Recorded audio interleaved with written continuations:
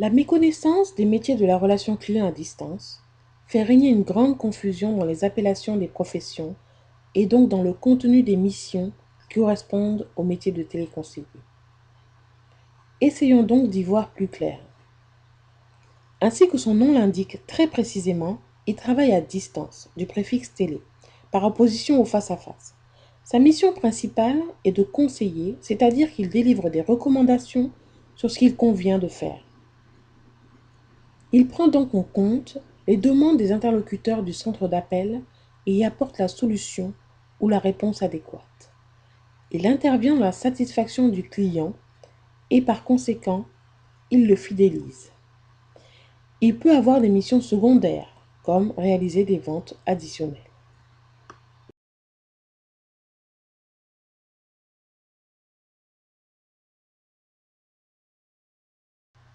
Le métier de téléconseiller appartient à la famille des métiers de la relation client.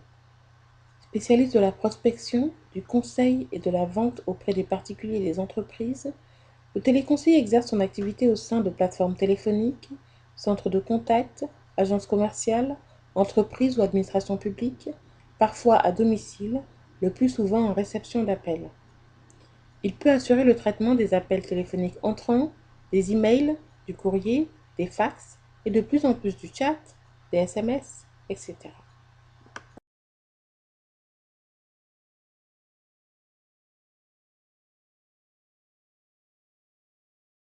Le téléconseiller peut exercer dans divers secteurs d'activité.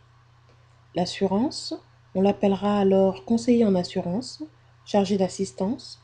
L'informatique et les télécommunications, on parlera de hotliner ou conseiller clientèle. La santé et l'action sociale, on retrouvera les appellations de conseiller clientèle. Le tourisme, le transport et la logistique, la vente par correspondance. Selon les secteurs, les compétences demandées varient, plus particulièrement les connaissances en matière de législation, de procédures, de processus ou de techniques spécifiques, mais aussi de l'environnement lié au secteur d'activité considéré.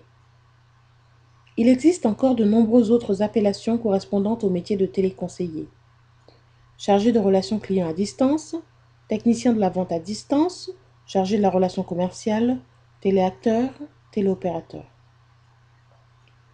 Dans les pays anglo-saxons, vous entendrez plus régulièrement des appellations comme Customer Service Representative, Contact Center Agent, Inbound Call Center Agent. La formation complète au métier de téléconseiller délivrée par O2One permet d'acquérir les compétences clés pour l'exercice de cette profession. Il existe d'autres formations qui prennent en compte l'environnement spécifique d'intervention du téléconseiller. Il s'agit par exemple de la formation au métier de technicien helpdesk niveau 1, qui intervient au premier niveau de prise en compte des incidents et des demandes informatiques au sein des centres de services des entreprises, également appelés helpdesk ou service desk, et dont les interlocuteurs sont les salariés de l'entreprise. Il y a également la formation de chargé d'assistance, qui intervient également au premier niveau des demandes d'assistance médicale dans les centres d'assistance médicale et dont les interlocuteurs sont les personnes titulaires d'un contrat d'assurance couvrant l'assistance médicale, le rapatriement, etc. Les compétences du métier de téléconseiller sont les savoir-faire et savoir-être permettant d'accomplir les missions de gestion de la relation client à distance, en dehors de toute spécificité liée à un secteur d'activité et dont les connaissances seront acquises au cours de l'intégration dans un nouvel emploi, de l'expérience ou de l'apprentissage.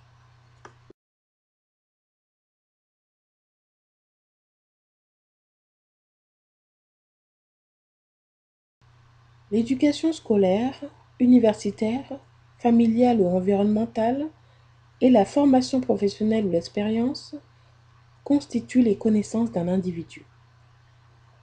L'éducation va déterminer le savoir-être de l'individu. La formation ou l'expérience professionnelle va déterminer son savoir-faire. L'ensemble des savoir-faire et savoir-être constituent les compétences. Tout ceci vont déterminer la performance ou la capacité d'un individu à être performant dans son métier. Dans l'atelier offre d'emploi réalisé précédemment, Vous avez pu identifier un certain nombre de compétences attendues pour le recrutement d'un téléconseiller. Reprenons donc cet exemple. Le métier est téléconseiller, conseiller client. La compétence est d'assurer le support SAV par mail et par téléphone. Les savoir-faire attendus sont apporter aux clients les solutions les plus appropriées à leurs besoins, accompagner les clients dans l'utilisation de nos services et produits, garantir la qualité de service et la satisfaction client en apportant des réponses précises et personnalisées, gérer les réclamations, participer à l'optimisation de la gestion de la relation client et aussi maîtriser l'outil informatique. Ils sont sous-tendus par la première expérience significative dans la gestion de la relation client et qui correspond à la formation. L'éducation scolaire est évoquée par la formation Bac à Bac+2 et va sous-tendre certains savoir-être évoqués dans l'offre d'emploi comme l'excellent rédactionnel et la parfaite maîtrise de l'orthographe. L'éducation environnementale et familiale, qui détermine plus la personnalité même de l'individu, va sous-tendre d'autres savoir-être comme le goût du contact client, le sens du service, du travail en équipe, la rigueur et la curiosité.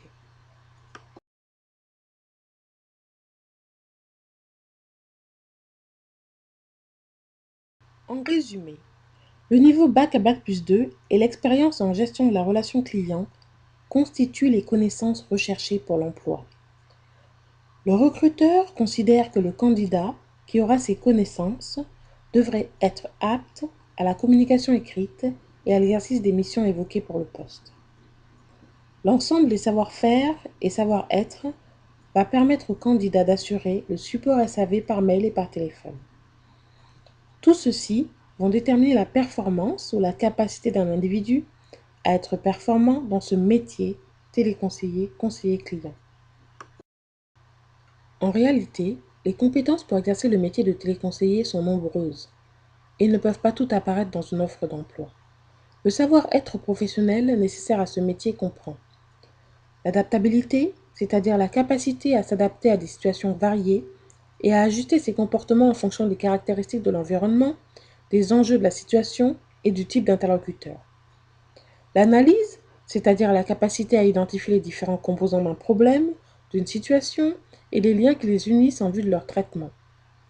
La communication, c'est-à-dire la capacité à être à l'écoute des autres et réceptif aux informations fournies par l'environnement, aussi la capacité à mettre en forme les informations à transmettre et établir la relation et le feedback nécessaires à la compréhension mutuelle.